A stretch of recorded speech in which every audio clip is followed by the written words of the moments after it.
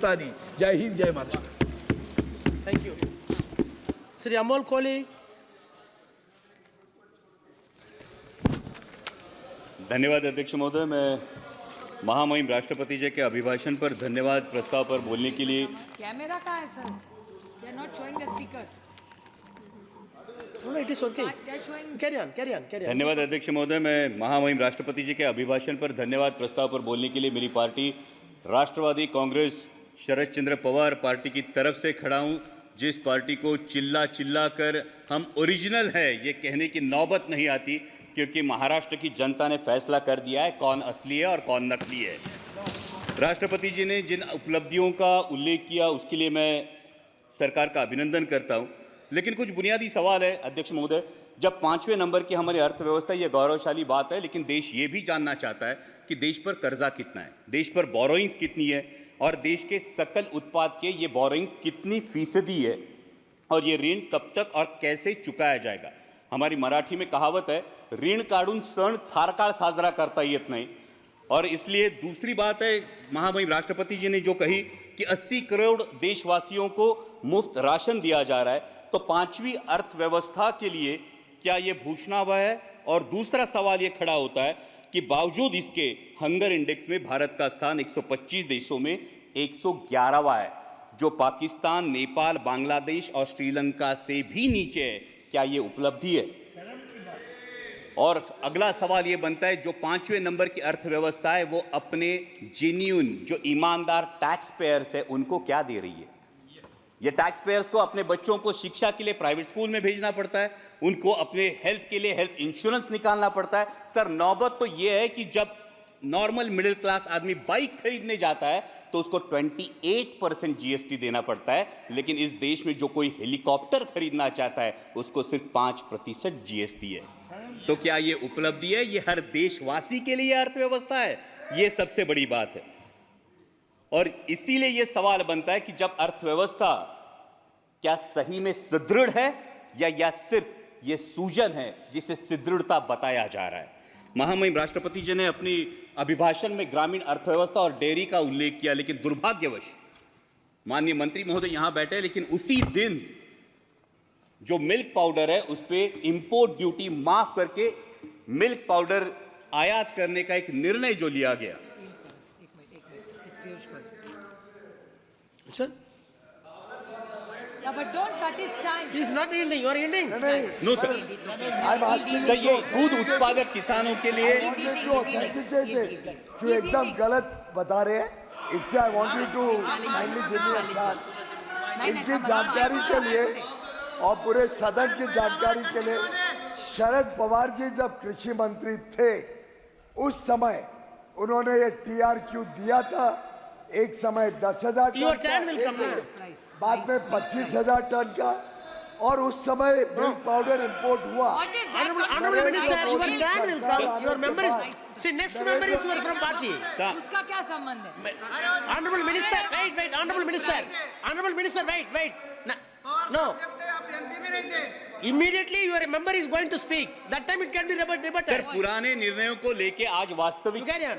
Sir आज Nothing will go वास्तविकता on. ये है देश में। सर, मैं माननीय मंत्री महोदय के संज्ञान में ये बात लाना चाहूंगा कि सर देश में मिनरल वाटर की बोतल 20 रुपए में मिलती है और हमारा किसान दूध 22 या 24 रुपए में बेचता है।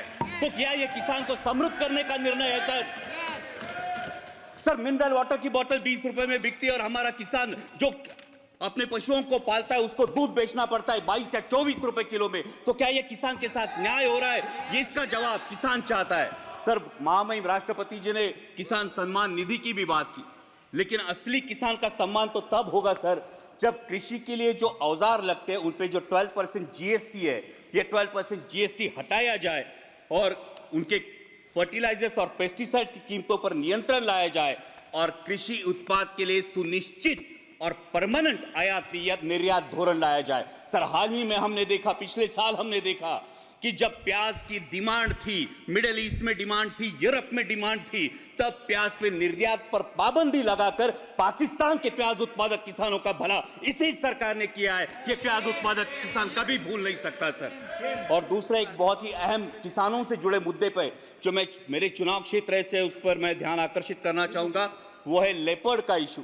सर, मेरे चुनाव क्षेत्र में जुन्नर वन विभाग के क्षेत्र में 700 लेपर्ड्स का अधिवास है सर, 700 लेपर्ड्स, और आए दिन किसी ना किसी पर हमला होता है। सर, जब एक बाप अपने 3 साल के लहूलुहान बच्चे को लेकर सामने खड़ा होता है, तब ये इसकी गंभीरता और ज्यादा महसूस होती है।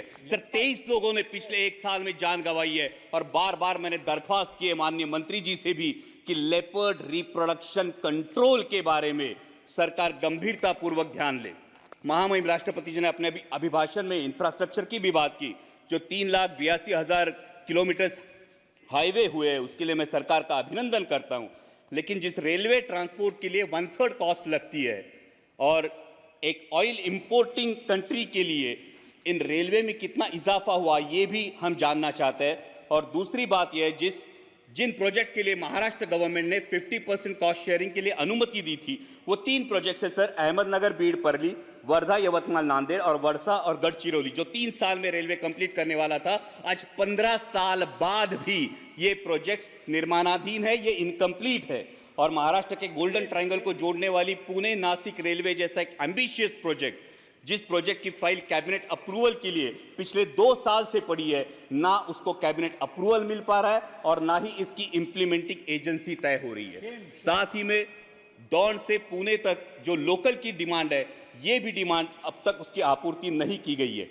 सर, डिफेंस सेक्टर के रिफॉर्म की महामहिम राष्ट्रपति जी के अभिभाषण में बात हुई, और आज ही मैं जब भाषण सब सुन रहा था, तब भारतीय न्याय संहिता की अंग्रेजों के जमाने की कानूनों को बदलने की जो बात हुई, लेकिन सर डिफेंस के बारे में रेड जोन का ये मुद्दा है, जो पिंपरी चिंचवड़ में और देश के 13 राज्यों में रेड जोन लागू होता है। ये रेड जोन 1903 के इंडियन डिफेंस एक्ट, अंग्रेजों के जमाने के कानून के तहत 2000 यार्ड का लागू होता है। लेकिन 1970 में जो स्टेक रेगुलेशंस हमने अपनाए, जो यूएन के स्टेक रेगुलेशंस हमने अपनाए, जिसको 2005 में अमेंड किया गया, उस स्टेक रेगुलेशन के तहत 200 से 500 मीटर सिर्फ रेड जोन की मर्यादा होनी चाहिए। और इसलिए रेड जोन क्या है? रेड जोन ये होता है जो डिफेंस का जो सेक्टर होता है, ये डिफेंस के सेक्टर के इसमें निर्माण के लिए अनुमति नहीं दी जाती, इन घरों को गैर कानूनी करार दिया जाता है। और इसलिए मेरी दरख्वास्त है कि अंग्रेजों के इस कानून को त्याग कर, 1905 के इंडियन डिफेंस एक्ट को त्याग कर, स्टेक रेगुलेशंस के तहत 500 मीटर के परे रेड जोन हटाया जाए और लाखों देशवासियों को राहत दी जाए। सर, अगला मुद्दा युवाओं की जो बात हुई महामहिम राष्ट्रपति जी के अभिभाषण में, लीडर ऑफ अपोजिशन ने नीट का भी मुद्दा उठाया। ये करोड़ों भारतीय युवाओं के एस्पिरेशन का मुद्दा है सर, और नीट को लेके बहुत असमंजस है। सब जगह पे नीट का सिलेबस सीबीएसई बोर्ड के तहत है। जो बच्चे स्टेट बोर्ड में पढ़ाई करते हैं, उनको क्लासेस लगाने से कोई दूसरा ऑप्शन नहीं बचता, और क्लासेस की फीस लाखों में चली जाती है। और अभी नीट पेपर लीक के इल्जामों के बाद ये असमंजस युवाओं में है, क्या रीनीट होने वाली है? अगर रीनीट होती है तो जिन बच्चों ने ईमानदारी से पढ़ाई की, उन बच्चों का क्या होगा? और अगर रीनीट और इस फैसले में अगर देरी लग जाती है, तो सर एमबीबीएस का जो सिलेबस है फर्स्ट ईयर का, जिसमें फाउंडेशन होता है एनाटॉमी, फिजियोलॉजी और बायोकेमिस्ट्री का, जो 1 साल होता है, ये अगर कम कर दिया जाए तो युवाओं में जो एमबीबीएस एस्पायरेंट्स है, उनका ये फाउंडेशन वीक हो जाएगा।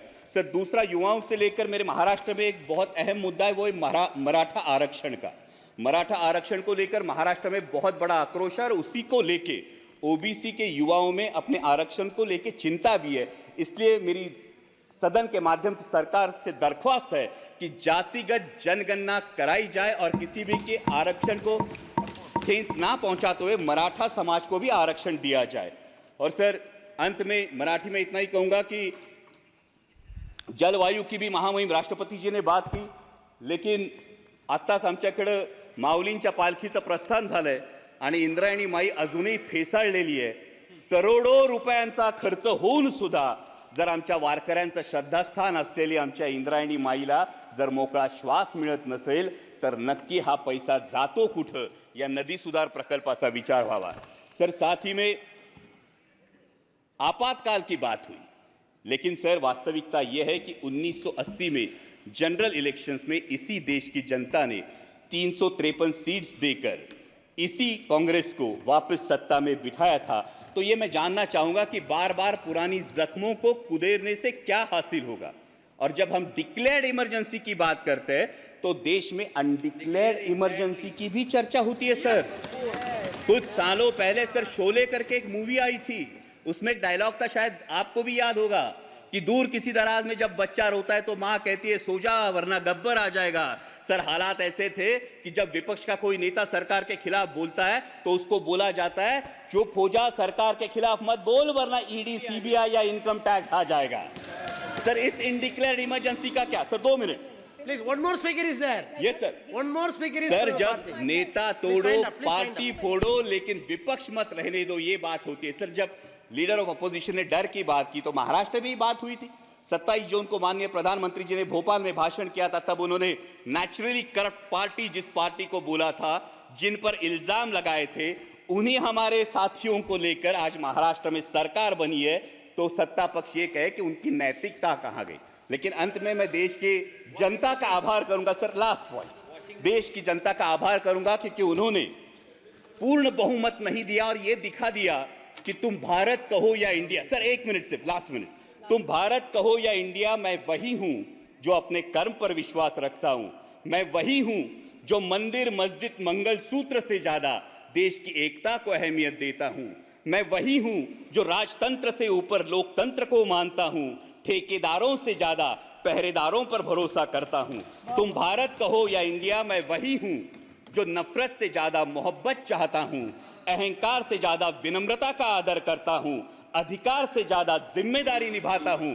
मैं वही हूं जो संविधान से चला हूं और संविधान को ही अपने सर आंखों पर रखता हूं। धन्यवाद अध्यक्ष। Thank you, Shri Dharamveer Singh.